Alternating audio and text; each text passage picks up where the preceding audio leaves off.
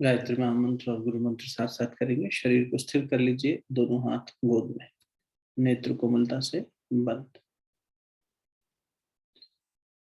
ओम भूर्भुवः स्वः तत्सवितुर्वरेण्यं भर्गो देवस्य धीमहि धियो यो नः प्रचोदयात्। ओम गुरुर्ब्रह्मा गुरुर्विष्णु गुरुरेव महेश्वरः गुरु साक्षात् परब्रह्म तस्मै श्री गुरुवे नमः। अखण्डमण्डलाकारं व्याप्तं येन चराचरं तत्पदं दर्शितं येन तस्मै श्री गुरुवे नमः। मातृवत् लालयित्री च पितृवत् मार्गदर्शिका नमोस्तु गुरुसत्ताये श्रद्धा प्रज्ञायुता चय श्रद्धा प्रज्ञायुता चया। दोनों हथेलियों को आपस में मलिए। प्राप्त हुई दिव्यता को, ऊर्जा को मुखमंडल पर, हृदय स्थान पर स्पर्श करें। बहुत बहुत सभी को प्रणाम, सभी का स्वागत। दो प्रश्न आए हुए हैं, उनको पहले ले लेते हैं। एक प्रश्न आया है मुंबई से, हमारी बहन है, उनका सादर प्रणाम। डिजायर्स, एक्सपेक्टेशंस एंड अटैचमेंट्स, ये सब बैरियर्स ऑफ कर्मा हैं या बैरियर्स ऑफ सोल कहेंगे? Please guide. तो आज के चिंतन मनन में भी ये बात आएगी कि इच्छाएं जो हो रही हैं वो किसे हो रही हैं। आज जो चर्चा है ना, वो स्वाध्याय उसी पर है कि सृष्टि का उद्गम और उसमें प्रकृति, यानी ये जो मटेरियल मैटर जो बना, परमात्मा की वो शक्ति जिसने सब कुछ सृजन करने में मदद की, उसे प्रकृति कह दिया, और परमात्मा सत्ता उसे पुरुष कह दिया। तो पुरुष और प्रकृति के समावेश से ये जो सब बना, उस सब को संचालन कैसे हो रहा है, वो सब कैसे आगे बढ़ रहा है, उसी पर आज थोड़ी सी बात करेंगे। तो ये क्लैरिटी इसमें भी आएगी कि इच्छा होती क्या है, भोग किसे करने की इच्छा हो रही है। अच्छा, इच्छाएं में भी जब हम इच्छा शब्द कह रहे हैं तो वो सांसारिक इच्छाएं हैं, वो कल्याणकारी इच्छाएं हैं, वो प्रेम की इच्छा है, वो परमात्मा को जानने की इच्छा यानी जिज्ञासा है। तो यहाँ जो बात आ रही है, जहाँ तक मैं समझ रहा हूँ, वो सांसारिक इच्छाओं की बात हो रही है कि रोजमर्रा के जीवन में हमारी जो डिजायर्स हैं और एक्सपेक्टेशंस हैं और अटैचमेंट्स हैं, राग है और हमारी उम्मीद है, पर हम सबसे एक्सपेक्ट कर रहे हैं कि संसार हमारे एक्सपेक्टेशंस पे खरा उतरे, और वो जब नहीं हो रहा है तो फिर बैरियर्स पैदा हो रहे हैं। तो ये सब जो बाधाएं बन रही हैं, इनके कारण वो बाधाएं कर्म के स्तर पे बन रही है या आत्मा के स्तर पे? देखो, मैं कहूँगा कि यहाँ ये बात समझ लेनी चाहिए कि वो दूसरा प्रश्न भी कर्म से जुड़ा हुआ है, तो पहले इसको पूरा कर लेते हैं। आत्मा तो कोई कर्म कर ही नहीं रही। आत्मा की यात्रा में तो आत्मा तो शुद्ध बुद्ध है। इस बात को फिर प्लीज थोड़ा सा अंडरस्टैंड कर लीजिए। तो यहाँ सोल शब्द जब कहा जा रहा है तो जीव है जो फंसा हुआ है, यही बात भगवान यहाँ कह रहे हैं कि हे अर्जुन, जीव ने एक अज्ञानवश भूल कर दी। क्या? कि सब वो मेरा अंश है, मुझसे जुड़े रहने की बजाय मेरी एक शक्ति जिसे प्रकृति कह रहे हैं, मेरा एक एक्सटेंशन, उससे जुड़ गया। अरे वो एक्सटेंशन तो खुद मेरे अधीन है। भाई, हम किसी के सेक्रेटरी से जुड़ जाएं जबकि हमें पूरा अधिकार हो। जैसे मान लो आप राजा के बेटे हैं, अब राजा के बेटी होने के नाते या बेटी होने के नाते आप राजा से डायरेक्ट एक्सेस कर सकते हैं, आप राजा से संबंध माने तो।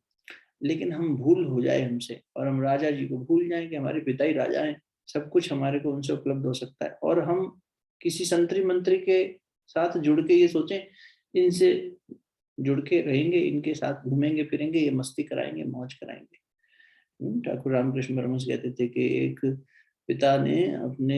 राजा पिता ने अपने बच्चे को घूमने के लिए भेजा, और जब घूमने भेजा तो अकेले नहीं भेजा, क्योंकि वो बच्चा थोड़ा बड़ा हुआ ना जब, तो मंत्री जी से कहा कि मंत्री जी जाओ, इसको घुमा लाओ, राजपाट दिखा के लाओ, छोटा था, पता नहीं कितना याद होगा नहीं होगा, बड़ा हो रहा है किशोरावस्था में, कल इसे राजा बनना है, इसे आने वाले समय का राजा होगा। तो देख के आए पूरा कितना बड़ा हमारा साम्राज्य है। तो वो जब निकले तो बच्चा जो था अभी उतना वयस्क नहीं हुआ था, इतना समझदार नहीं हुआ था, तो मंत्री के कहने में आ गया। और मंत्री जो है वो खुद ही भटका हुआ था, बदमाश हो गया था, करप्ट हो गया था, तो मंत्री के साथ ही भटकता रहा वो भी। वो छोटे मोटे चाट पकौड़ी खाने में मस्ती करने लगा, छोटे मोटे खिलौने खेलने में मस्ती करने लगा, कुछ झूले कूदने में मस्ती करने लगा। और फिर उसके बाद उसे लगा कि नहीं, मेरे पिताजी तो इतना आनंद नहीं दिलाते जितना ये मंत्री दिलाता है, चलो मंत्री के साथ हो। इस तरह से वो खुद को उस मंत्री से एसोसिएटेड देखने लग गया, न कि अपने पिता से जो कि खुद राजा है। तो वो भूल ही गया कि ये तो मेरे पिता है।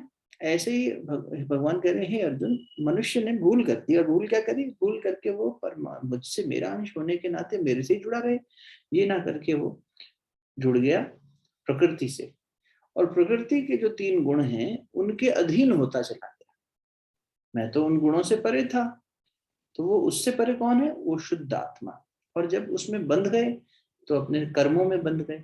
तो जो प्रश्न पे अगर वापस आए तो ये सोल जहां शब्द आ रहा है, अगर प्रश्नकर्ता का भाव यहाँ शुद्ध बुद्ध आत्मा है तो उसका तो कोई बैरियर नहीं है।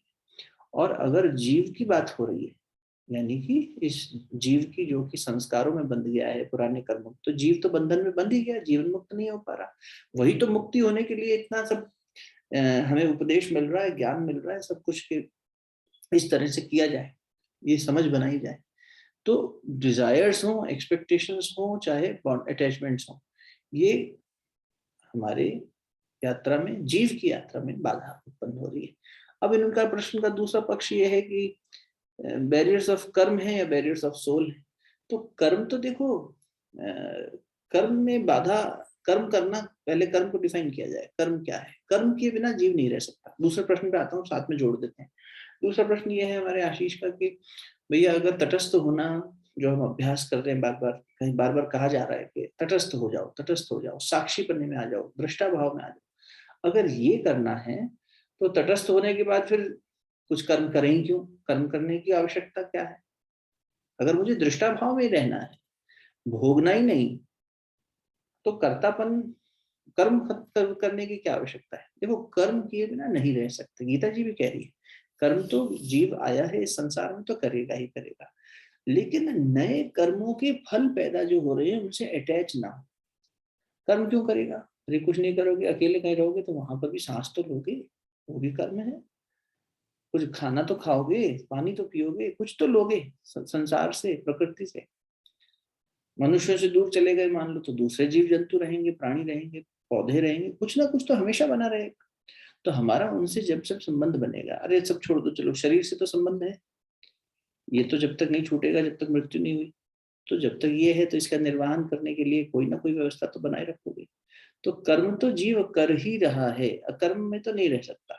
लेकिन कर्म के फल की इच्छा जब त्याग देता है, यानी कि अब उसे एंड रिजल्ट से लेना देना नहीं, कर्मयोग की परिभाषा यही ना, तो तब वो स्थिति आ जाती है, तो वो करता सब कुछ है। इनफैक्ट ऐसे व्यक्ति का तो करना और ज्यादा महत्वपूर्ण हो जाता है, क्योंकि वो बोधत्व प्राप्त करके किसी जगह जाके शरीर नहीं छोड़ दिया। भगवान बुद्ध ने बोधत्व प्राप्त हो गया था 40 वर्ष की उम्र में, 70 वर्ष की उम्र तक जिए, 30 साल अपने बोधत्व के बाद और जिए, फिर महाप्रयाण ले लिया। उस समय तो 100 वर्ष से ऊपर आयु होती थी, तो भगवान बुद्ध युवा अवस्था में ही चले गए। 70 वर्ष के तो युवा हुआ करते थे। महाभारत काल में भी यही था, 100 वर्ष के ऊपर तो लड़ाइयां लड़ी है इन्होंने। भीष्म पितामह 120 साल के आसपास थे जब युद्ध कर रहे थे महाभारत का। तो उस समय पर प्रौढ़ अवस्था वो कहलाती थी कि हाँ भाई बहुत बुजुर्ग हो गए, वयस्क हो गए। 70-80 तक तो अर्जुन थे, 70 के आसपास। तो अब देखो ये महापुरुषों का, या जो लोग निर्वाण प्राप्त कर लिए, उन्होंने तो कर्म नहीं त्यागा। तटस्थ होने का मतलब ये थोड़ी कर्म नहीं करना, कर्म ही बताएगा कि तटस्थ हुए भी कि नहीं हुए। कर्म करते समय तो पता लगेगा ना कि साक्षीपना आया कि नहीं आया। साक्षीपन क्या है, आज सुबह हम किसी से चर्चा कर रहे थे उनकी काउंसलिंग सेशन में, हमने कहा एक बात बताइए कल नींद कैसी आई, बोली बहुत अच्छी आई। किसने देखा कि अच्छी आई, फंडामेंटल क्वेश्चन है। नए साथी जुड़े इसलिए रिपीट कर देते हैं। जब सो गए थे तो कौन देख रहा था कि सोए अच्छा, सुबह उठ के कौन अनुभव करके बता रहा है कि मैं अच्छा सोई। अरे भाई आप तो सोए हुए थे, तो फिर कोई अनुभव करने वाला एलिमेंट है ना अंदर, उसी को दृष्टा कह रहे हैं, जो देख रहा है, जो विटनेस कर रहा है और बता रहा है कि हाँ तुम अच्छे से सोए थे। तो ये जो विटनेस का एक हमारी फैकल्टी है, वो कर्म करेंगे तभी पता लगेगी। अगर कर्म नहीं करेंगे, इनका मतलब सांसारिक कर्मों से था, तो कर्म करने में जब ये बाधाएं आएंगी, जो ये प्रश्न पहले प्रियंका ने पूछा कि भाई अटैचमेंट है और डिजायर्स हैं, ये सब बाधाएं जो बन रही है, कर्म के स्तर पे बन रही है कि आत्मा के स्तर पे या जीवात्मा के स्तर पे? जीवात्मा के स्तर पे ही बन रही है, और जीवात्मा कर्म कर रहा है इसीलिए ही बन रही है। पुराने जन्मों के जन्म लिया है ना, मनुष्य शरीर मिला है, इसका मतलब पुराने संचित कर्म, संचित माने इकट्ठे हुए खूब सारे एक्यूमुलेटेड कर्म बाकी थे।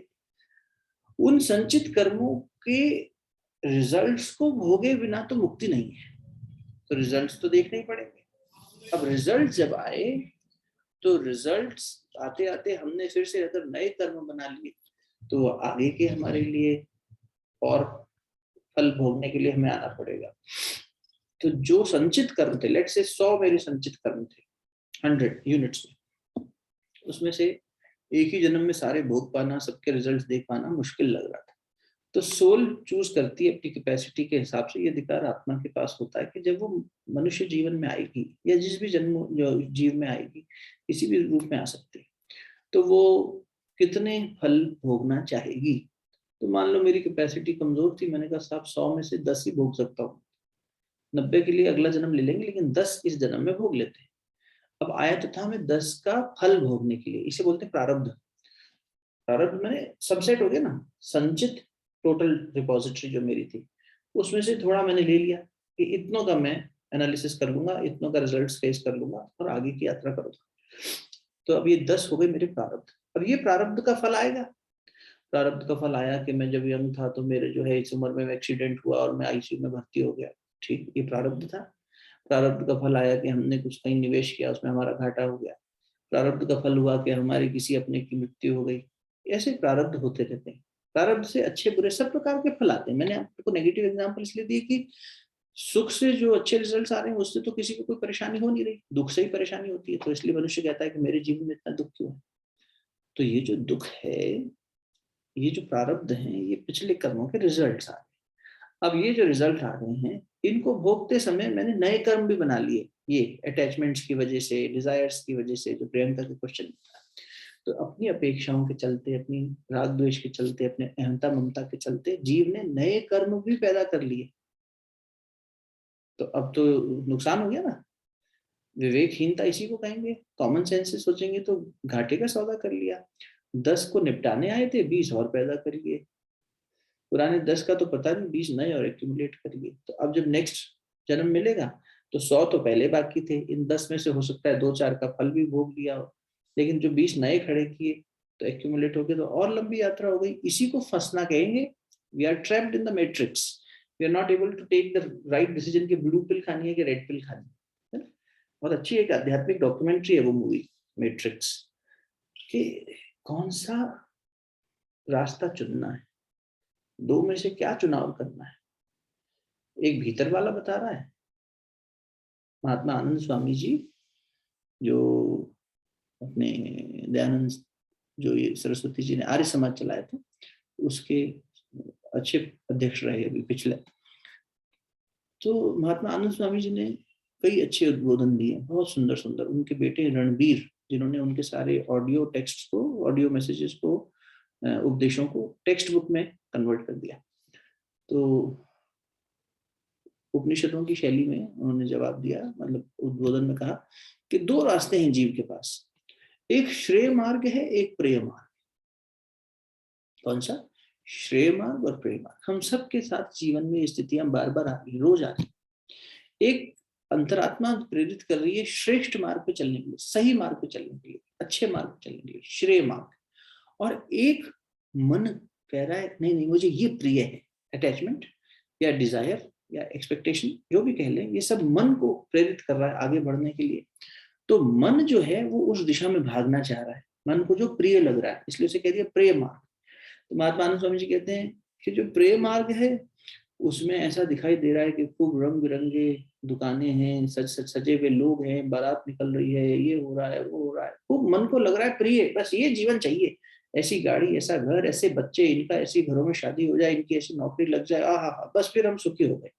ये कल्पना, जैसे पहले के समय में कहते थे अपने सर पे छत हो जाए, अपना घर बना लें और बेटी का ब्याह कर लें, बस फिर तो तीर्थ हो गया, या संतान को अच्छा स्थापित कर लें तो तीर्थ हो गया, वैसी वाली बात।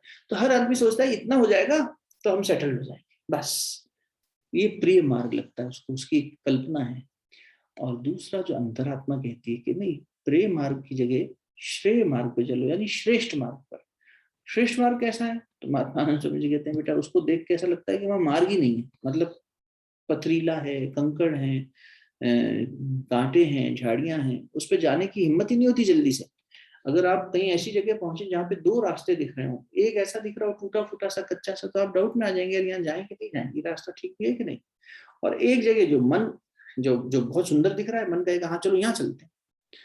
भीतर की अंतरात्मा जिस रास्ते पर चलने को कहेगी वो रास्ता कठिन प्रतीत होगा, वहां जाने के लिए लगेगा अरे इतना कष्ट कौन उठाए, अरे कौन ये सब करे, जब तब उपवास इत्यादि, कौन इतना सब बैठे समझे चीजों को। खाओ पियो मस्ती करो, आनंद लो जीवन का, क्या करना है इधर उधर के। तो मन बार बार मना करेगा वहां जाने से। अंतरात्मा कहेगी सच बोल, मन कहेगा नहीं झूठ बोलेंगे।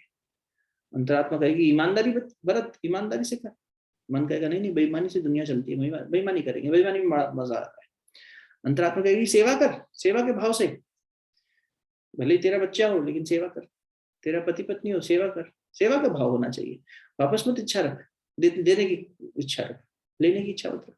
मन कहेगा नहीं नहीं हम लेंगे, हम क्यों छोड़े। तो ये एक श्रेष्ठ मार्ग पर धकेलने वाली ताकत है, एक प्रिय मार्ग पे भागने वाली शक्ति है।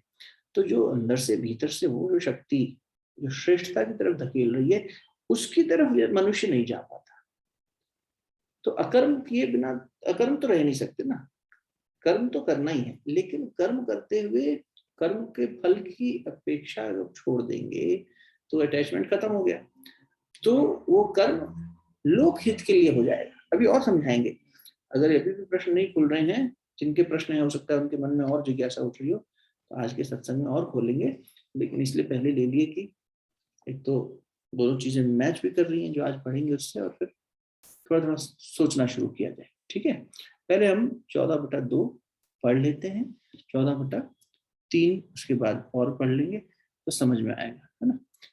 इसको ले ले नीलम, 14/2 को, इदम ज्ञानम उपाश्रित्य। जी।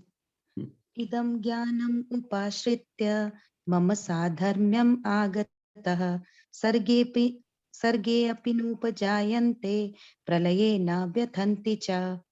इस ज्ञान को आश्रय करके अर्थात धारण करके मेरे स्वरूप को प्राप्त हुए पुरुष सृष्टि के आदि में पुनः उत्पन्न नहीं होते और प्रलय काल में भी व्याकुल नहीं होते।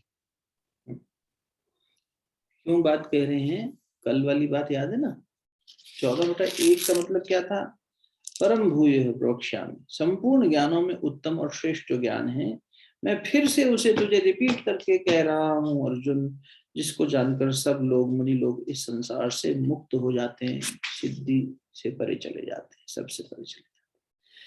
और इस ज्ञान का आश्रय लेकर, इस ज्ञान का आश्रय लेकर मतलब इसको सरेंडर करके, इसको समझ के, जो मनुष्य मेरी सधर्मता को प्राप्त हो गए, सधर्मता, इन शब्दों पे चर्चा करेंगे अभी, इसलिए पकड़ना इनको, गीता जी रखो अपने साथ प्लीज हैं। इस ज्ञान का आश्रय लेकर जो मनुष्य मेरी सधर्मता को प्राप्त हो गए हैं, वे महासर्ग में भी, सर्गे अपि, ये सर्ग क्या है जानेंगे, न उपजायन्ते, उसमें भी उपजते नहीं, च, और प्रलय न व्यथन्ति च, प्रलय जो है, प्रलय मतलब जब महाप्रलय आई तो उसमें भी व्यथित नहीं होते, यानी कि वो इससे परे चले जाते। किससे?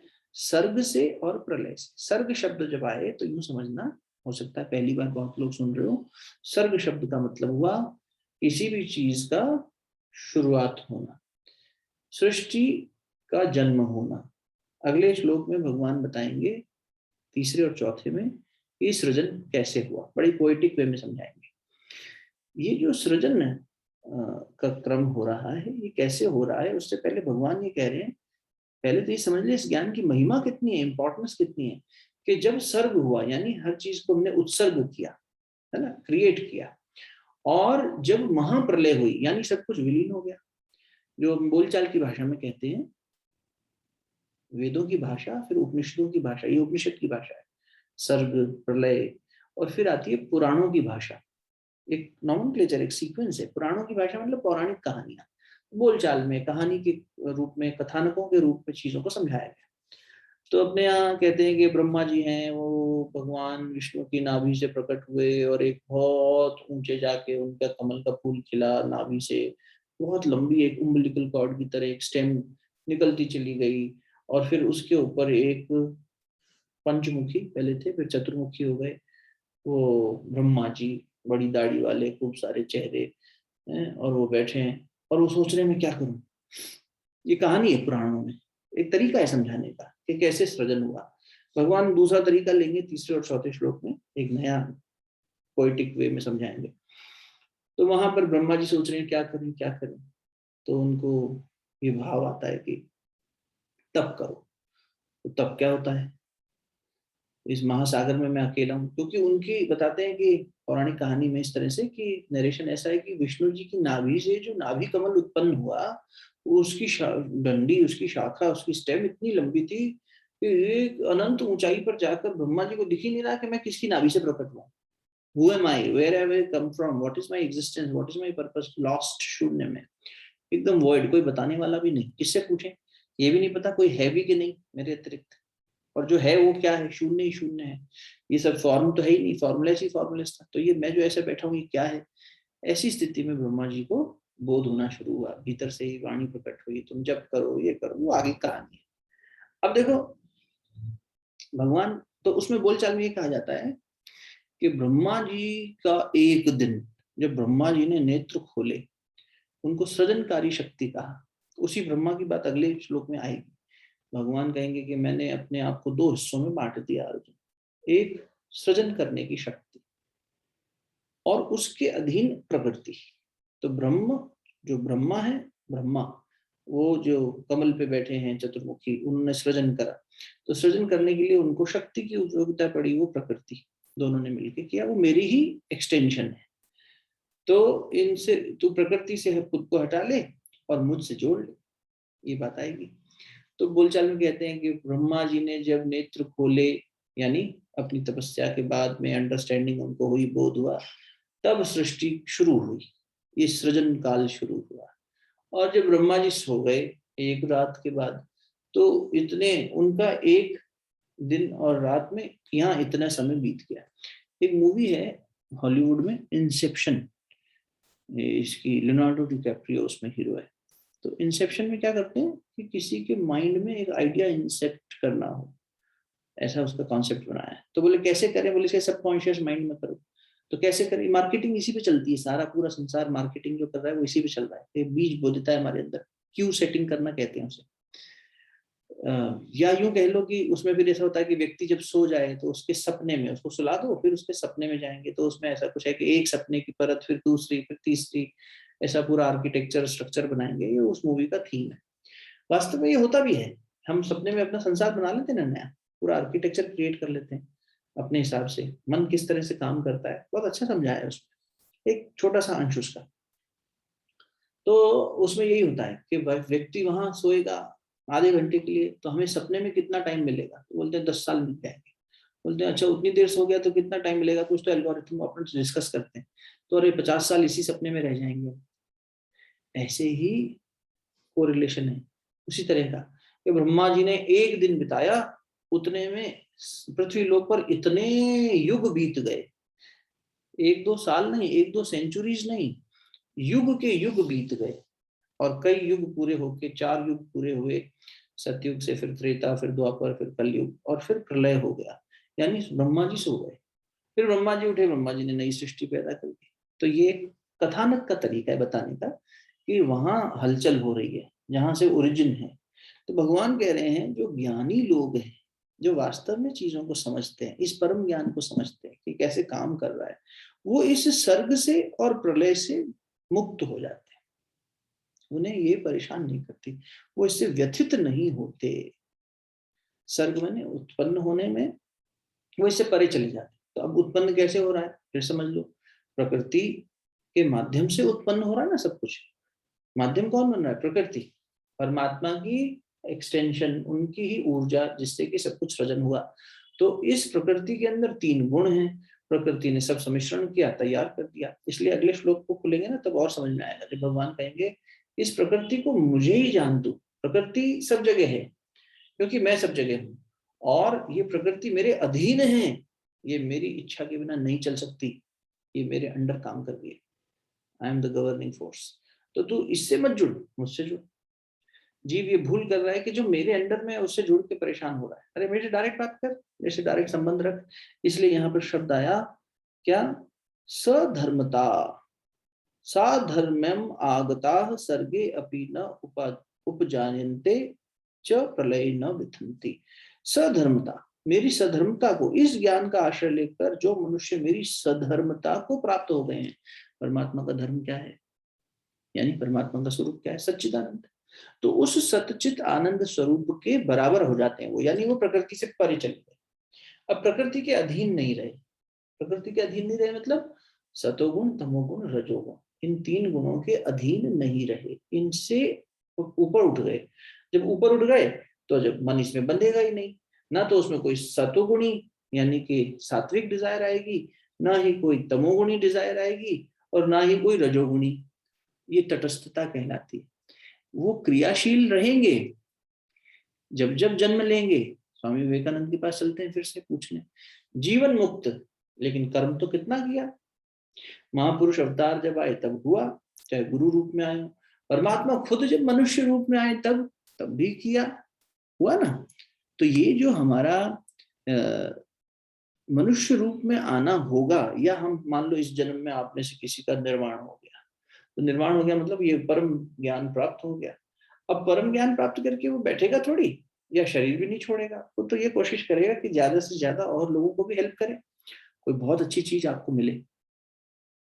बहुत बढ़िया आपने डिस्कवरी करी कि हमारे घर के आसपास नहीं बहुत बढ़िया एक मॉल खुला है, घर वालों को तुरंत बताओगे, कोई मूवी देखोगे सबको तुरंत बताओगे दोस्तों का, ये देखना बड़ा मजेदार, आपकी इच्छा होगी सब में बांटने की। तो जो सोचो, जब सांसारिक सुख विषयों के भोग से जो हमें प्राप्त हुआ, उसके बारे में हम लोगों को रिव्यूज देते हैं और बताते हैं कि देखो जी ये खा के हमें मजा आया, वो पहन के मजा आया, इनसे मिलके मजा आया, वहां जाके मजा आया। तो जब ये मिलेगा तो शरीर छोड़ देंगे, तब भी कर्म चालू रहेगा, वो कर्म अब परमार्थिक रूप ले लेगा, बस इतना फर्क पड़ जाएगा। तो भगवान क्या कह रहे हैं कि इस ज्ञान की शरण में आ जा, इसको समझ ले और मेरे इक्विवेलेंट हो जा। इसको एक और तरीके से समझ सकते हैं, एक जगह अच्छा इसकी व्याख्या पढ़ी हमने, उसमें क्या कहा उन्होंने, जिन्होंने व्याख्या करी कि भैया एक सोप ओपेरा को इमेजिन करो। सोप ओपेरा होता है ना जो लंबे लंबे चलते हैं सीरियल्स, उनको सोप ओपेरा कहते हैं, खत्म ही नहीं होते, कई सालों तक चलते हैं, दशकों तक चल जाते हैं कभी कभी। तो एक सोप ओपेरा में मान लो आपको लीड रोल मिला, हमारे अरुण जी को लीड रोल दे दिया उसने, आप लीड रोल में, तो अब बढ़िया भाई, ऐसी कोई सोप ओपेरा मतलब कई सालों तक का रोल मिल गया, अब तो ये मन में भाव आएगा ना एक्टर के। अब चलो डायरेक्टर की दृष्टि से देखें तो एक्टर बड़ा खुश होगा कि भाई मेरा तो कैरियर बिल्कुल अब लॉन्च हो गया एक तरह से, क्योंकि मुझे इतना बड़ा रोल मिल गया, इतने बड़े डायरेक्टर के साथ इतना बड़ा मेरा। लेकिन एक्टर का और डायरेक्टर का जो दृष्टिकोण है वो अलग अलग है। डायरेक्टर ये सोचता है कि इतने समय तक मैं इस एक्टर के साथ काम करूंगा, मतलब इस कैरेक्टर के साथ, और फिर इस कैरेक्टर को इसमें से सोप ओपेरा से हटा देंगे। जैसे वो आता था ना सास बहू में, वो मिहिर, मिहिर नाम था शायद ना, तुलसी वीरानी का पति मिहिर वीरानी, अमीर वीरानी की मृत्यु हो गई, मतलब उस कैरेक्टर की मृत्यु हो गई। तो जो एक्टर है वो क्या सोचेगा, अरे यार मेरा तो नुकसान हो गया, अब सीरीज चलनी थी 100 एपिसोड की, मेरे को 10वें एपिसोड के बाद में कह दिया आपकी मृत्यु हो गई, अब ये कैरेक्टर खत्म। तो एक्टर क्या चाहेगा, पूरी सीरीज में मैं चलूं, उसका मैंपन आ गया। और डायरेक्टर क्या चाहेगा, डायरेक्टर की दृष्टि से देखो, निर्देशक क्या कह रहा है, इतना करो। तो अब अगर ऐसा फंक्शनिंग दोनों के बीच में समझदारी बैठ जाए, अगली बार जब भी डायरेक्टर काम करेगा कि ये बढ़िया है। आपके हमारे जीवन में इसी उदाहरण को समझते हुए देखो, जितने भी पात्र हम निभा रहे हैं, एक जीवन मिला, मान लेते हैं 60 वर्ष की आयु, 70 वर्ष की आयु, 80 वर्ष की आयु का जीवन मिला किसी। अब उसमें उस 70-80 वर्ष की यात्रा में उस व्यक्ति ने जो जो पात्र निभाए, वो पात्र जन्म से लेकर मृत्यु के अंतिम क्षण तक बराबर रहे क्या? नहीं, बदलते गए। मतलब उसने जो रोल्स निभाए, पात्र दूसरे पात्र नहीं, इन्होंने जो पात्र निभाए, जैसे जब पहली बार नौकरी लगी तब कोई उपाधि मिली, सीनियर मैनेजर बन गए, तो उस दिन सीनियर मैनेजर का जन्म हुआ, उससे पहले सीनियर मैनेजर नहीं था। ये जन्म और मृत्यु हमारे जीवन में रोज हो रही है, हम इसका बोध नहीं कर रहे। ये रोज घटित हो रहा है, कुछ पैदा हो रहा है, कुछ मर रहा है, कुछ पैदा हो रहा है, कुछ मर रहा है। जिसकी शादी हुई, तो शादी हुई तो उसको इन लॉज का जन्म हो गया एक तरह से, उससे पहले इन लॉज नहीं थे, सास ससुर नहीं थे। अब मान लो किसी की शादी आगे नहीं चल पाई, तो जिस दिन शादी डिसकंटिन्यू हुई उस दिन इन लॉज भी खत्म हो गए। मतलब वो रोल, वो पात्र खत्म हो गया ना, वो रिस्पॉन्सिबिलिटीज भी हमारी खत्म हो गई, सेपरेट हो गए दो लोग, तो उनका पति से या पत्नी से जो संबंधी थे उन संबंधियों से भी संबंध खत्म हो गया। तो ये जन्म और मृत्यु चल रही है ना। आप जिस समय गुस्सा होते हो उस समय एक गुस्सैल अस्तित्व का जन्म हुआ, फिर जब आपका गुस्सा शांत हो गया तो मर गया वो। ये देखा जाए तो एक तरह का मृत्यु और जन्म यहाँ भी हो रहा है। तो भगवान क्या कह रहे हैं, इस जन्म और मृत्यु के झंझट से, जंजाल से मुक्त हो जाता है कौन? जो मेरे इस ज्ञान को समझ ले। तो हमें ये नहीं सोचना चाहिए कि ये ज्ञान तो बहुत बड़े साधु संत जो सब छोड़ छाड़ के चले जाएंगे तब उस तपस्या करने से हमें मिलेगा। हमें रोजमर्रा के जीवन के लिए सीखना है गीता जी से, वो प्रैक्टिकलिटी चाहिए ना। तो भगवान क्या कह रहे हैं, रोजमर्रा के जीवन के लिए भी यही बात सत्य है कि तेरे तमाम रोल्स जो तू सुबह से रात तक निभाता है, एक दिन का जीवन की बात करते हैं, तो एक दिन के जीवन में आज सुबह से लेकर अब तक जितने भी रोल हमने निभाए, कौन निभा रहा है? यदि मैं उसे अपने कैरेक्टर की तरह देखूं सिर्फ कि ये मेरा रोल है एक रंगमंच पे और ये मैंने निभाया, लेकिन मूल में मुझे पता है कि मैं किससे जुड़ा हूं, परमात्मा सत्ता से। रंगमंच पे कोई भी पात्र करे, उसे पता है कि नहीं, मैं वास्तव में मेरा नाम सो एंड सो है ना, वास्तव में मैं क्या हूँ वो उसे पता होता है। जो वो एक्ट कर रहा है वो एक रोल प्ले कर रहा है बस। वैसे ही ये सब जो सुबह से रात तक हम कर रहे हैं, ये रोल प्ले कर रहे हैं। उस रोल को हम अच्छे से प्ले करें। रोल अच्छे से प्ले करने का मतलब ये नहीं कि हम गुस्सा बहुत अच्छे से करें, क्योंकि एग्जाम्पल वो दिया था। रोल अच्छे से प्ले करने का मतलब ये है कि हम वही तटस्थ भाव से, जो आशीष का प्रश्न था, हम कर्तापन छोड़कर अपना कर्म करें और ग्रेसफुली करें, अच्छे से करें। मूल में ये याद रखें, ये सब चेंज हो रहा है, ये पैदा हो रहा है, खत्म हो रहा है, पैदा हो रहा है, खत्म हो रहा है, हर क्षण हो रहा है। शरीर में नया कुछ जन्म ले रहा है, सृजन हो रहा है, और हर समय प्रलय हो रही है, हर समय हो रही है। कुछ सेल्स टूट रहे हैं, कुछ सेल्स बन रहे हैं, तमाम काम हो रहा है अंदर, बनना, बिगड़ना, प्रलय होना, सब चल रहा है ना। तो ये जो हमें जीवन मिला है, रोजमर्रा का जीवन, इसमें भी ये, जब हम इस ज्ञान को लेके चलेंगे कि यस, हु एम आई, मैं वो परमात्मा सत्ता का अंश हूँ, मैं ये शरीर नहीं हूँ, प्रकृति नहीं हूँ। इसीलिए बार बार यही तो अभ्यास करने की बात कर रहे हैं अपन, कि हम ये अभ्यास करें शरीर से परे जाने का, इसको भी शरीर से भी परे जाएं। ये संबंधी वगैरह सब जो है मुझे इस शरीर से मिले हुए, ये घर, ये चार दीवारी, ये सब टेम्पररी है। तो इस भूल में बार बार क्यों फंसना कि जो टेम्पररी है, जिससे कि यथावत सुख मिल ही नहीं सकता और जो मेरा स्वरूप ही नहीं है, उसमें बार बार भूल वश हम चले जाते हैं। इसी को हटाना ज्ञान हो गया। इसलिए भगवान ने कहा ये परम ज्ञान है, इसको अगर तू जान लेगा तो तू सच्चिदानंद स्वरूप हो जाएगा, तू हमेशा आनंद में रहेगा, तू हमेशा चैतन्य स्वरूप रहेगा, हमेशा खुश रहेगा। तू परिस्थितियों का दास नहीं होगा, परिस्थितियों का निर्माता होगा, नियंत्रण करता होगा और उनका स्वामी होगा। परिस्थितियां तेरे अधीन होंगी, यानी प्रकृति तेरे अधीन हो गई, जैसे परमात्मा के अधीन प्रकृति है, उन्हीं के इशारे से चल रही है, ऐसे ये सब हमारी अधीन हो जाएगा। सब व्यवस्था अधीन हो जाना मतलब क्या हो गया, आप सिद्ध हो गए। सिद्धि हो गई मतलब एक स्टेट पे पहुंच गए जहां पर you have got control over your surroundings. Surroundings कौन सी, बाहर वाली नहीं, ये इंटरनल फैकल्टीज और इन सबको, फिर इससे सब कुछ व्यवस्थित रहेगा। कंट्रोल का मतलब ये नहीं है कि हम उसको प्रशासन करने लगे, हम उससे विचलित नहीं होंगे, व्यथित नहीं होंगे, चाहे वो प्रलय हो तो भी और चाहे वो सर्ग हो तो भी। यानी उत्सर्ग होना मतलब पैदा होना, सर्ग शब्द इसके लिए आया है। आशा यहाँ तक बात थोड़ी समझ में आ रही होगी, कुछ समझ में आए अगर थोड़ा सा भी, अगले श्लोक से और खुल जाएगा। तो थोड़ा सा एक श्लोक और देख लेते हैं, फिर समझने की कोशिश करते हैं। अगला श्लोक और ले लो। मम योनिर्महद् ब्रह्म तस्मिन् गर्भं दधाम्यहं संभवः सर्वभूतानां ततो भवति भारत। हे अर्जुन, मेरी महत ब्रह्म रूप मूल प्रकृति संपूर्ण भूतों की योनि है, अर्थात गर्भाधान का स्थान है, और मैं उस योनि में चेतन समुदाय रूप गर्भ को स्थापन करता हूँ। नीलम तेरे पास, हाँ पूरा कर ले, सॉरी, हाँ कर ले। उस जड़ चेतन के संयोग से सब भूतों की उत्पत्ति होती है। तेरे पास कौन सा पब्लिकेशन है गीता जी का? गीता प्रेस गोरखपुर भैया, छोटा वाला है। अच्छा, छोटा वाला है, ठीक है ठीक है। अब देखो क्या कह रहे हैं। हे भरतवंश, हे भरतवंश उद्भव अर्जुन, मेरी मूल प्रकृति तो, मेरी मूल प्रकृति, मेरी मूल प्रकृति, मैं कह के कह रहे हैं, मैं और मेरा, I am the controller of this. मेरी मूल प्रकृति तो उत्पत्ति स्थान है, और मैं उसमें जीव रूप गर्भ का स्थापन करता हूं। आई इम्प्रेग्नेट लाइफ इन दैट प्रकृति। जो प्रकृति है उसको संचालन कैसे हो रहा है, तो मैं उसे इम्प्रेग्नेट कर देता हूँ। अच्छा, एक पोइटिक वे है कहने का, इसमें भी और अगले में भी, और उससे संपूर्ण प्राणियों की उत्पत्ति होती है। अगला भी पढ़ दें तो क्या है, थोड़ा सा कोरिलेशन बैठ जाएगा, बात दो में पूरी होगी। तीसरा और चौथा भी पढ़ ले जी। फिर खुलेंगे। सर्वयोनिषु कौन्तेय मूर्तयः सम्भवन्ति यः तासां ब्रह्म महद्योनि अहम बीज प्रदः पिता। हे अर्जुन, नाना प्रकार की सब योनियों में जितनी मूर्तियां अर्थात शरीरधारी प्राणी उत्पन्न होते हैं, प्रकृति तो उन सबकी गर्भ धारण करने वाली माता है, और मैं बीज को स्थापन करने वाला पिता हूँ।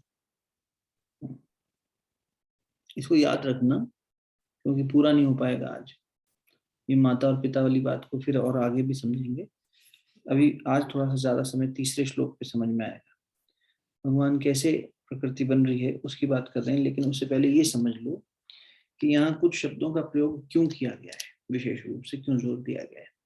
जैसे भगवान कह रहे हैं कि मम योनि, ये जो मेरी प्रकृति है, मम योनि है। योनि कहाँ है, उत्पत्ति स्थान को, गर्भ है ना, योनि। मनुष्य योनि, योनि शब्द कहते हैं ना, ये कौन सी योनि है, बोले पशु की योनि है, ये पौधों की योनि है, ये कैसी योनि है। तो ऐसे मनुष्य योनि, योनि मतलब जहाँ उत्पत्ति का स्थान हो, तो गर्भ स्थान हो गया। तो भगवान क्या कह रहे हैं देखो, कि मम योनि अहम, ये मैं हूं इसका संचालन करता। महत ब्रह्म, महत ब्रह्म शब्द इस्तेमाल हुआ है। मम योनि महत ब्रह्म, महत ब्रह्म मतलब मूल प्रकृति। ये मूल प्रकृति, यहाँ थोड़ा समझना मुश्किल हो तो भी कोई दिक्कत नहीं, एक बार कोशिश करेंगे तो खुलने लगेगा। मन में प्रार्थना का भाव करना, गीता खुद खुल जाएगी। मूल प्रकृति किसे कह रहे हैं, मूल प्रकृति। अब देखो भगवान क्यों कह रहे हैं यहाँ मूल प्रकृति, महत ब्रह्म क्यों कहा है, इसके ऊपर हम लोग थोड़ा सा समझने की कोशिश करते हैं। पहली बात, महत शब्द महत्व के लिए आता है। किसी चीज को जब महत्व बताना हो, भगवान यहाँ पर सरल भाषा में कहें तो कहना क्या चाह रहे हैं, ये जो प्रकृति है ना, मेरी ही शक्ति है। जैसे आप अपनी शक्ति से कुछ करें, तो क्योंकि आप हैं, चैतन्य तत्व भीतर है, अगर वो है ही नहीं तो फिर शक्ति कहाँ रहेगी। तो फिर चेतना जो है वही शक्ति के रूप में, ये प्राण चल रहा है, प्राण शक्ति है ना, बुद्धि एक शक्ति है, मन एक शक्ति है, प्राण एक शक्ति है, शरीर बल एक शक्ति है। ये जो शक्तियां हमें मिली हैं, ये शक्तियां कब काम कर रही हैं, जब अंदर चेतना है। चेतना का ही एक्सटेंशन है एक तरह से शक्ति के रूप में। अब तो इसका मतलब ये कहा जा सकता है ना कि मैं ही ये शक्ति हूँ, सब मेरा ही है, मैं ही हूँ। जैसे अगर इसको एकदम सांसारिक दृष्टि से देखें तो भाई मेरी संतान मैं ही हूँ, उसमें मैं ही परिलक्षित हो रहा हूँ, मेरा ही रिफ्लेक्शन दिख रहा है। तो भगवान वही बात यहाँ कह रहे हैं, इसलिए उसे इतनी महत्वता दे रहे हैं प्रकृति को। है तो उससे परे जाना, लेकिन हे अर्जुन वो कितनी महत्वपूर्ण है ये समझ पहले, कि मूल प्रकृति मैं ही हूं, मेरी मूल प्रकृति महत ब्रह्म। और फिर क्या कह रहे हैं, पीछे भी कह के आए हैं भगवान, दूसरे श्लोक में भी यही बात करके आए हैं, क्या सर्गे अपि न उपजयन्ते प्रलय न व्यथन्ति च, है ना, उसमें भी सर्ग और प्रलय की बात आई है। तो यहाँ भगवान कह रहे हैं कि जो महत शब्द है ना, महत ब्रह्म, वो महाप्रलय वहां पर भी आया है, कि जब प्रलय हो जाती है तब भी ये, और सर्ग होता है तब भी, ये प्रकृति इतनी ज्यादा गहरी है। अच्छा, और योनि शब्द का मतलब आपको भी बताया, कि जहां से सब कुछ उत्पन्न हो रहा है उसे योनि स्थान कह दिया। अब देखो इसमें समझने वाली बात क्या है, भगवान ने 9/10 खोलना जरा, पिताजी जिनके पास है खोलो, 9वां अध्याय 10वां श्लोक। 9/10, 9/10 में भी ये बात कही है। तीनों खोल लिया, नीलम तो पढ़ दे 9/10। भैया मयाध्यक्षेण वाला। हाँ, मैं अध्यक्ष हूँ इसका, ये प्रकृति मेरी है, ऐसा जी। करके कहेंगे डांटते हुए। मयाध्यक्षेण प्रकृतिः सूयते सचराचरं हेतुनानेन कौन्तेय हम्म, जगद्वि परिवर्तते। हे अर्जुन, मुझ अधिष्ठाता के सकाश से प्रकृति चराचर सहित सर्व जगत को रचती है और इस हेतु से ही यह संसार चक्र घूम रहा है। प्रकृति मेरी अध्यक्षता में, अध्यक्षेण, प्रकृति मेरी अध्यक्षता में चराचर सहित सचराचरम, संपूर्ण जगत की रचना करती है, सूयते, सबकी रचना करती है। कौन्तेय हे कुंती नंदन, अनेन हेतुना जगत विपरिवर्तिते, इसी हेतु से, इसी प्रकृति से जगत का विविध प्रकार से परिवर्तन होता है। मेरी अध्यक्षता, पहले बता चुके हैं, जो लोग पहले पढ़ते आ रहे हैं शायद याद होगा, कि मेरी अध्यक्षता से ये प्रकृति काम करती है। इस प्रकृति को तू मेरे अधीन काम करते देख, मुझसे परे नहीं है ये, तो तू इससे मत जुड़, मुझसे जुड़, मुझ में स्थित हो, है ना। देखो प्रकृति परमात्मा के अधीन है, ये समझ में आ रहा है इससे हमें। तो अब देखना, जीव के 3 प्रकार के, जीव क्या प्राप्त करना चाहता है वो खुलेगा अब धीरे धीरे, इसलिए कहीं नहीं समझ में आए तो भी पकड़े रखना सूत्र को, अगला खुल जाएगा। विचार इधर उधर भागेंगे, मन भागेगा तो मुश्किल होगी। तो यहाँ भगवान ने वही बात कही कि भाई मेरे अधीन सब कुछ है। अब एक श्लोक लो, 15/7, अगले चैप्टर में चलते हैं, 15/7 देखते हैं, वहां पर कुछ मजेदार बातें यहाँ से जुड़ी हुई मिलेंगी हमें, तो और खुल जाएगा। देखो, मम एवांशु, ये गीता जी के प्रचलित श्लोकों में से एक है, 15/7 महत्वपूर्ण श्लोक है, कहीं मार्क कर लेना, पढ़ लो 15/7। ममेवांशो जीवलोके जीवभूतः सनातनः मनः षष्ठानि इंद्रियाणि प्रकृतिस्थानि कर्षति। इस पढ़ो। बद्ध जगत में सारे जीव मेरे शाश्वत अंश हैं। बद्ध जीवन के कारण वे छहों इंद्रियों से घोर संघर्ष कर रहे हैं, जिनमें मन भी सम्मिलित है। इस संसार में जीव बना हुआ आत्मा, जीव बना हुआ आत्मा, शुरू में एक्सप्लेन किया आपको, कई बार कर चुके हैं। आत्मा शुद्ध बुद्ध है, लेकिन जीव बनी हुई है, अभी जीवन में आ गई, हलचल में आ गई, गति में आ गई, जीवन में। तो इस संसार में जीव बना हुआ आत्मा स्वयं मेरा ही सनातन अंश है। मम एवांश जीव लोके जीव भूता सनातन, जब से मैं हूं तब से वो है। हे अर्जुन, पहले भी कह चुके हैं, ये सब लोग दूसरे अध्याय में, ये सब लोग पहले भी थे, मैं भी था, तू भी था, आगे भी रहेंगे, शरीर बदल जाएंगे, स्वरूप बदल जाएंगे, हमेशा से रहे हैं। क्यों? क्योंकि परमात्मा चैतन्य है, हम भी चैतन्य है। कौन? हमारा वास्तविक शुद्ध स्वरूप, जो तीनों गुणों से परे है। अब यहाँ क्या कह रहे हैं, इस संसार में जब जीव के रूप में आत्मा हलचल में आई, तो वो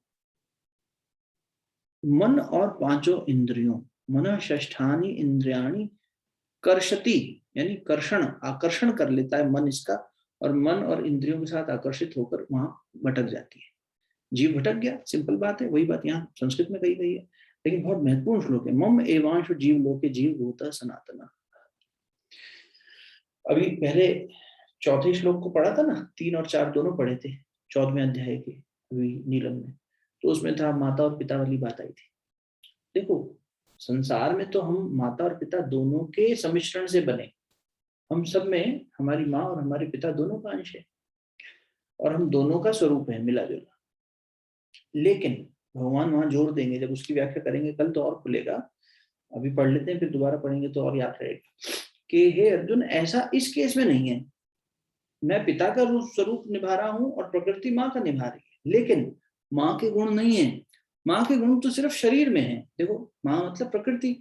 13वां अध्याय जिन लोगों को याद होगा, मोटा मोटा भी स्वरूप याद होगा तो समझ जाएंगे, और जो नहीं थे उस समय वो थोड़ा सा सुन लेना। 13वें अध्याय में हमने पढ़ा था 13-5 में कि सबसे पहले परमात्मा, ये हम कपिल मुनि की शरण में जा रहे हैं फिर से, ज्ञान योग, सांख्य योग।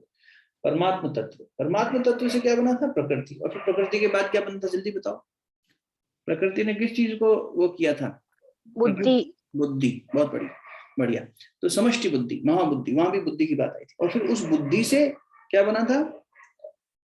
अहंकार। अहंकार। और अहंकार के बाद पंच महाभूत, और आगे की श्रृंखला चल गई, पंच इंद्रियां बन गई, मन बन गया, और फिर इंद्रियों के गोचर स्थान बन गए, यानी पंच तत्व वो बन गए, तन मात्राएं। अब ये वही बात यहाँ आ रही है। भगवान ये कहेंगे चौथे में, 14/4 की बात कर रहा हूँ, 15/7 पे भी रुका हूँ। 14/4 में क्या कहेंगे कि पिता होने के नाते आत्मा मेरा ही अंश है, ईश्वर अंश जीव अविनाशी। वहां जीव शब्द आत्मा के लिए आया है, जो तुलसीदास ने यूज किया है मानस में। और प्रकृति से क्या बना? यही सब बना, बुद्धि बनी, मन बना, शरीर बना, पंच महाभूत बने। तो प्रकृति ने यानी माँ ने जो मरणशील है वो सब चीजें दी, और जो चैतन्य तत्व है वो मेरा है। तो मुझसे आत्मा को, आत्मा मेरा ही अंश है, उसे प्रकृति से कुछ मिला नहीं है। जैसे वैसे तो बच्चे को, संसार में किसी भी प्राणी का बच्चा, उसमें माँ पिता दोनों के धर्म होंगे, दोनों के गुण दोष होंगे, दोनों के ट्रेट्स होंगे। लेकिन जब इस तरह से समझ रहे हैं उत्पत्ति को, आत्मा की उत्पत्ति को, तो कह रहे हैं आत्मा में प्रकृति का कोई मिलावट नहीं है। प्रकृति से एक हार्डवेयर बना, ये सब चीजें बनी, जो 24 तत्व बने, 25। और जो 25वां तत्व परमात्मा तत्व है, उससे वो आत्मा बनी, पुरुष कह लो जिसे, और ये प्रकृति। तो ये जो पुरुष है, यानी जो चेतना है, जो एक छोटे घटाकाश के रूप में यहाँ आई हुई है, हमारा वास्तविक स्वरूप, वो सिर्फ और सिर्फ परमात्मा का ही स्वरूप है। उसमें किसी भी प्रकार की मिलावट नहीं है। मिलावट तो यूं हो गई कि इग्नोरेंस की वजह से। छोटे से एग्जांपल से समझ लो, फिर समय भी हो रहा है, ज्यादा हो जाएगा आज के लिए बचाना, फिर बाकी बात कल करेंगे। मान लो आपने अपनी गाड़ी कहीं पार्क करी, सारी बात नहीं समझ में आई, ये भी समझ में आ जाए तो कुछ शायद पहुंच जाएगी। आप कहीं गए, आपने अपनी गाड़ी पार्क करी, आप अंदर गए, काम से बाहर निकले, आपकी गाड़ी के पास हमने अपनी गाड़ी लगा दी थी जो कि सिमिलर थी आपकी गाड़ी के सामने। आपने राइट साइड में खड़ी कर दी, हमने लेफ्ट साइड में। आपका हमारे दोनों की गाड़ियों का मॉडल एक ही था, एकदम एकदम हूबहू। आप बाहर निकले और भूल गए थोड़ी देर के लिए कि आपने राइट साइड में पार्क करी थी कि लेफ्ट में, नंबर प्लेट विजिबल नहीं हो रही थी, तो भ्रमित हो गए और आपने हमारी गाड़ी को अपनी गाड़ी समझ लिया। अब हमारी गाड़ी पे स्क्रैच लगा था, तो आपको लगा कि आपकी गाड़ी पे स्क्रैच लग गया, और आप उतनी देर के लिए परेशान होने लगे, अरे हमारी गाड़ी पे किसने स्क्रैच लगा दिया, ये कैसे कौन कर दिया, देखें जरा।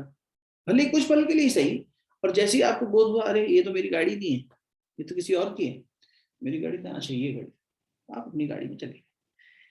जितनी देर के लिए आपका भ्रम बना, कंफ्यूजन या इल्यूजन बना, उतनी देर आप परेशान क्यों हुए? प्रश्न ये है इसके पीछे का, इस व्याख्या के पीछे का, ये आएगा इस चर्चा में, कल भी आएगा, कि यदि हम परमात्मा का शुद्ध बुद्ध अंश हैं, तो फिर हम ये जड़ प्रकृति के अधीन हो ही कैसे जाते हैं? फिर भ्रम की वजह से। इसी को अज्ञान, माया, अविद्या, इग्नोरेंस, जो मर्जी कह लो, कि हमें भ्रम हो गया कि ये गाड़ी मेरी नहीं है, मेरी गाड़ी तो ये है, और थोड़ी देर के लिए हम परेशान हो गए। इसी तरह से जैसे आज वो प्रियंका के क्वेश्चन में भी था ना कि ये डिजायर्स हैं, ये एक्सपेक्टेशंस हैं, ये अटैचमेंट्स हैं, तो वो क्या कर रहे हैं? यही कर रहे हैं, हमें रोज उठक पटक मचा रहे हैं। दुख हम किस लिए भोग रहे हैं? हम भ्रमित हो गए, अपना वास्तविक स्वरूप भूल गए हैं। तो फिर जो भी हम देख रहे हैं हमें लगता है कि ये हमारे साथ हो रहा है, जबकि ऐसा नहीं है। हमारी दीदी है, उनका मैसेज आया, मतलब अपने सत्संग परिवार के ही, भैया मन कर रहा है या तो आत्महत्या कर लूं या सामने वाले को मार दूं। अब क्या करें बताओ? इतनी ज्यादा हमारे अंदर इतनी आक्रोश भी आ रहा है, असमंजस भी आ रहा है, सामने वाला समझता ही नहीं हम क्या करें। अरे हम समझ जाएंगे ना जिस दिन, तो किसी को समझाने की जरूरत ही नहीं है कुछ। फिर तो हम अपना वास्तविक स्वरूप समझ गए अगर, तो जीवन बहुत मुश्किल नहीं है। देखो मुक्ति किससे पानी है, सारे संसार भर से थोड़ी अटैच हो भाई। अधिक से अधिक क्या है, यूक्रेन में इतना सब कुछ हो रहा है, या संसार में रोज इतना सब कुछ हो रहा है, वो तो वॉर हमें दिखाई दे रही है, न जाने कितने घरों में रोज कितने कितने अनाचार हो रहे हैं, लेकिन हम सबके लिए दुखी तो नहीं हो रहे, क्योंकि हम उन्हें अपना नहीं मानते। या वो सुखी हो रहे हैं तो हम उनके लिए तो सुखी नहीं हो रहे, उनकी घर में कोई फंक्शन हो रहा है तो हम नहीं नाच रहे, कि अरे भाई चलो हम बड़े खुश हैं, उनके घर में कोई पार्टी है, कोई अच्छा पल है, हमें पता भी नहीं है, क्योंकि हम उनको अपना नहीं मान रहे, तो इसलिए हमारा उनके साथ न सुख न दुख कुछ नहीं बांट रहे। तो ले देके कितने लोगों के साथ अपना सुख दुख बांट रहे हैं, एक परिवार होगा, एक थोड़ा सा और एक्सटेंडेड थोड़ा सा अपना होगा सर्कल, इतना ही तो जीव बंधा हुआ है। बहुत मुश्किल नहीं है, थोड़ा सा विवेकवान चिंतन करें तो समस्या जटिल नहीं है। It is easy but not simple, है ना, इजी इक्वेशन है, सिंपल नहीं है क्योंकि प्रयास नहीं किया है, अभ्यास की कमी, तो करेंगे तो हो जाएगा। ज्यादा बंधन नहीं है हमारे साथ, थोड़ा सा समझ जाए ना मनुष्य, तो सब बंधन छूट जाते हैं। और ये सब सत्संग स्वाध्याय इसी में मदद करता है, इसलिए जीव को ये कोशिश करते रहना चाहिए, बस अपनी धूल झाड़ता रहे। तो बस किसी दूसरे की गाड़ी को अपना मान लेने की भूल जो हम बार बार कर रहे हैं, ये हमारा नहीं है, ये प्रकृति का है शरीर, हमारा कैसे हो सकता है। हम इसे अपना मान के रोज इसको सजा रहे हैं, रोज इसको विघटित होने से बचा रहे हैं, रोज इस पे खरोच आ रही है तो रो रहे हैं, रोज इससे जुड़े हुए संबंधों को अपना मान के उनसे अपनी अपेक्षाएं रख रहे हैं। जब बोध हो जाएगा कि हम परमात्मा का अंश हैं और परमात्मा के ही संतान होने के नाते प्रकृति तो हमारी है ही नहीं, सब यहीं से मिला था, यहीं छूटना है। विचार संत्रोदय में पढ़ा था ना, ये पांच महाभूत हैं यहीं रह जाएंगे, मन बुद्धि सब यहीं रह जाएंगे, कुछ साथ नहीं जाएगा। तो फिर क्यों इनके साथ में अपना ये करना, हाँ इनका सदुपयोग करना है और इनसे काम लेना है। मैं इनका मालिक हूँ भगवान कह रहे, तो जब मैं उनकी संतान हूँ तो प्रकृति का मालिक मैं भी हो गया।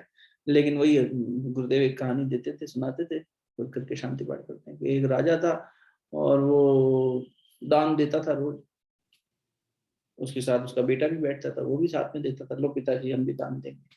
थोड़े दिन बाद देखा बेटा जो है वो बगल में नहीं बैठा, सामने भीख मांग रहा है, लाइन में लगा है, जो दान लेने वाली प्रजा आ रही है उसी में वो भी लेके खड़ा है कटोरा, हाँ लाओ पिताजी। अरे दुर्भाग्य तेरा, तू राजा का बेटा था, यहाँ बैठता, सब कुछ तेरा था, औरों को भी दान देता, तू खुद ही भीख मांगने लग गया, क्यों? यही भ्रम की वजह से, भूल गया अपना बोध कि वास्तव में मैं तो इनकी संतान हूँ। बस में ये यार, हम भगवान के बच्चे हैं, भगवान से कम में तो बात नहीं करेंगे, हम गुरु के बच्चे हैं, मतलब ही नहीं इससे कम में। इसको अगर अपना थोड़ी देर के लिए अहंकार भी मानना हो तो मान लेना, स्वाभिमान है वैसे ये, मैं राम भक्त हनुमान हूँ, स्वाभिमान है या हनुमान का, अहंकार नहीं है। पर मैं तो कहता हूँ अगर अहंकार के रूप में भी आ जाए तो क्या बुरा है, थोड़े समय वो वैसे ही कर लेंगे, पहले लोहे की जंजीर तोड़ो फिर सोने की भी जंजीर तोड़ देना, फिर तो गुरु से भी परे चले जाएंगे, भगवान से परे चले जाएंगे, ठीक है, लेकिन शुरू में तो पकड़ सकते हैं ना, एक कांटा पकड़ लें, दूसरा कांटा निकालने के लिए फिर इसको भी छोड़ देंगे। आसक्ति तो वहां भी नहीं होनी चाहिए, ठीक बात है, कहीं भी होगी तो पटकेगी, फिर वहां कल्ट पैदा हो जाते हैं, हमारा गुरु तुम्हारे गुरु से श्रेष्ठ, हमारा धर्म तुम्हारे धर्म से श्रेष्ठ, मूर्ख लोग वो करने लग जाते हैं, मेरी माला तेरी माला से श्रेष्ठ, मेरा आसन तेरे आसन से श्रेष्ठ, बेवकूफी हो जाती है। लेकिन अगर ये स्वाभिमान पकड़ सकें तो बहुत सही है, मैं हूँ कौन, मैं हूँ, इससे कम में बात नहीं होगी। अब हम परमात्मा है, तो ये नहीं कि परमात्मा है तो हम घर में शासन करते फिरें, मैं बाप हूँ, मैं जैसा चाहूंगा वैसा होगा। अरे तुम परमात्मा का अंश हो, तो परमात्मा इतना दयालु कृपालु है कि जो उसे नहीं याद करता उसका भी ख्याल रखता है। ये थोड़ी है कि मेरे को भूल गया तो इसको सांस लेने के लिए हवा नहीं दूंगा, पानी नहीं दूंगा, प्रकाश नहीं दूंगा। इसलिए परमात्मा को करुणा निधान कहा गया है, दयालु कहा गया है। तो कोई तुम्हें कुछ कहे ना कहे, कोई तुम्हें सम्मान दे ना दे, तुम घर के मुखिया हो तो सब में प्यार बांटो ना भैया, सबकी सेवा करो ना। कितनी विडंबना है। आज हम एक लेख लिख रहे थे छोटा सा, कल पब्लिश करेंगे। फ्लिपकार्ट कंपनी को माफी मांगनी पड़ी, विमेंस डे आया, फ्लिपकार्ट कंपनी जो ये अमेजोन की तरह ऑनलाइन सेल करती है, देखो कितना दुर्भाग्य है, इस देश की सनातन संस्कृति में इतनी खूबसूरत चीज मिली हुई है हमें, लेकिन हमने उसको समझा नहीं। फ्लिपकार्ट कंपनी ने क्यों माफी मांगी पता है? कि और औरतों से माफी मांगनी पड़ी उन्हें, नारी शक्ति से, नारी जागरण का युग है, विमेन एम्पावरमेंट।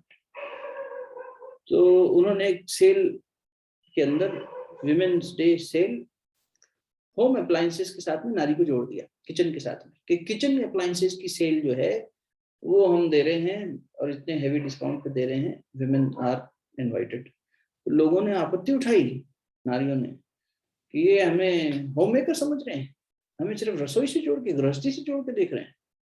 उन्हें अपॉलॉजी लेटर इशू करना पड़ा ट्विटर अकाउंट पे अपने। मेरे को एक बात बताओ, सिर्फ थोड़ा सा धैर्यपूर्वक सोचें अगर तो, अरे भाई रसोई तो इतनी बढ़िया जगह है जिससे पूरे घर का और न जाने कितनी पीढ़ियों का संस्कार बदला जा सकता है। क्या रसोई में खड़ा होना इतना बुरा काम हो गया है? ये तो नारी इसलिए पसंद करती थी करना कि इससे मैं पूरे घर को संस्कारित कर सकती हूँ, इस अन्न से ब्रह्म मैं परोस रही हूँ। ये भाव होता था उसका। गुरु जी की बात हम आपसे कई बार कह चुके हैं कि मैं अपनी बेटियों बहनों से कहता हूँ कि भोजन नहीं बनाए, प्रसाद बनाए। घर का संस्कार बदल सकती हैं, सब कुछ कर सकते हैं। रसोई आपके घर का मंदिर है। पहले मंदिर भी भगवान का जो है ना रसोई घर में होता था, वहीं भगवान की स्थापना होती थी, भगवान को भोग लगता था, उनके साक्षी में खाना बनता था और फिर उसके बाद प्रसाद परोसा जाता था, वहीं बैठ के किया जाता था। संस्कृति थी हमारी। आज भोजन बनाना या रसोई में काम करना इतना वो हीन लगने लग गया है कि अगर कोई कह दे तो हम उसे सॉरी बुलवा के छोड़ दें। ये दुर्भाग्य है। गुरुदेव कहते थे, एक तो विवेकहीन हो जाए व्यक्ति, वो दुर्भाग्य, और फिर दुर्घटना कर बैठे। मतलब किसी को गाड़ी चलानी नहीं आती और उसके बाद किसी को ठोक भी आए, दोनों डबल नुकसान हो गया। उसको भी नुकसान कर लिया, अपना भी कर लिया। क्या ये सोच हो गई है? हमें ये समझना चाहिए कि हमारा दायित्व क्या है। हम जो भी रोल निभा रहे हो, चाहे गृहस्थ हो, चाहे बाहर हो, चाहे कहीं भी हो, वास्तव में हम कौन है? तो वो जब समझ में आएगा ना कि अगर हम भगवान के बच्चे हैं तो फिर भगवान क्या करता है, हमारे गुरु ने क्या किया, सेवा ही तो सेवा करी सबकी। सच्चा गुरु था तो यही करेगा। अपनी पैर दबवाए क्या, अपनी मालिश करवाई क्या, अपनी जय जयकार करवाई क्या? भगवान ये कह रहा है मेरी रोज पूजा अर्चना कर बैठ के तब मैं खुश होऊंगा? नहीं। मेरे मंदिर में इतना चढ़ावा चढ़ा, मेरे मस्जिद में ही आके कर, ऐसा कुछ कह रहा है क्या? नहीं। अपने लिए कुछ नहीं मांगा भगवान ने, कभी दिया ही है। तो अगर आप भगवान का अंश हैं, ये विचार करना शुरू करें तो पहले अपने दायित्वों के बारे में सोचना। नहीं तो जैसे हो वैसे ही जियो, नहीं तो और दिक्कत हो जाएगी। भगवान बन के घर में और ज्यादा राक्षस बना फैलाएंगे। वो मत करना। भगवान हो तो भगवान तो देने वाले का नाम है। देवता कौन? तो देता है। अगर हम देवता बनने की ओर बढ़ रहे हैं तो फिर देने देने देने देने देने, बस अच्छा देना है, अच्छा देना है, अच्छा देना है। सूरज रोज देता है, चंद्रमा रोज देता है, सितारे रोज देते हैं, धरती रोज देती है, वायु रोज देती है। हमें भी फिर देना आना चाहिए। हम इनके मालिक है ना, प्रकृति हमारे अधीन है। भगवान ने कहा है, हम भी कहेंगे हाँ हम भगवान के बच्चे हैं तो फिर ये हमारे अधीन है। अधीन है तो इसका मतलब ये थोड़ी है इसमें शासन करो, अधीन है तो इसका सदुपयोग करो। शरीर मेरे अधीन है, हाँ शरीर का सदुपयोग करो। मन मेरे अधीन है, मन का सदुपयोग करो। ये होना चाहिए फिर। ये नहीं कि मेरे अधीन है, मैं राजा हूँ, जो मर्जी जो मैं करूँ। ऐसा नहीं, ये भूल नहीं करना। ये और ज्यादा पतन में ले जाएगी। इसलिए थोड़ा सोचना, चिंतन दायित्वों के आधार पर करना, अधिकारों के आधार पर नहीं। दीज आर माई राइट्स, नहीं नहीं, दीज आर माई ड्यूटीज। इसलिए तो गुरु स्वामी जी कहते थे कि गुरु बनना बड़ा मुश्किल काम है। जो तुम्हारे साथ चलेगा उसके दायित्व तुम्हें निभाने पड़ेंगे। माँ बाप बनना आसान काम है क्या? बच्चे की सारी जिम्मेदारी माँ बाप को निभानी पड़ती है, चाहे छोटा हो चाहे बड़ा हो, और करनी भी चाहिए। भाई तुम उसे संसार में लाए हो तो दायित्व तुम्हारा बनता है। कल उससे कहीं भूल होती है तो तुम्हारी भूल कहलाएगी वो। सही बात है। आज गोपा कुछ गलती करेगी, हमारे ऊपर आएगा कि भाई आपने सिखाया नहीं उसको, ठीक बात। तो जिम्मेदारी तो अपनी होनी चाहिए। नहीं मेरा अधिकार हम निभाते ठोकते रहेंगे, हमारा ये अधिकार है, हमारा ये अधिकार है। अरे हमारे दायित्व भी तो थे। पहले उस पर चिंतन करना। इतना भी सोच लेंगे ना हम, तो हम अपने रोल्स को इतना खूबसूरती से निभा पाएंगे और वहीं से मुक्ति हो जाएगी। मुक्ति करने के लिए कोई बहुत आपको अलग नहीं बैठना पड़ेगा। आप मुक्त हो जाओगे इन द सेंस, अरे मैं करता हूं, मैं करता हूं, मैं करता हूं, ये छूट जाएगा। क्योंकि जो करोगे वो देने के भाव से करोगे, सेवा के भाव से करोगे, पारमार्थिक भाव से करोगे, हो जाएगा। कहीं से शुरू तो करे इंसान। गीता जी बड़ी प्रैक्टिकल बात करती है ना। कोशिश करना उस दिशा में चिंतन करने की। बाकी कुछ प्रश्न मन में उठ रहे हो तो लिख लीजिएगा, कल उनसे शुरुआत कर लेंगे आगे की। शांति पाठ करेंगे। शरीर स्थिर कर लीजिए, दोनों हाथ गोद में रखते हुए परमात्मा सत्ता को धन्यवाद करेंगे।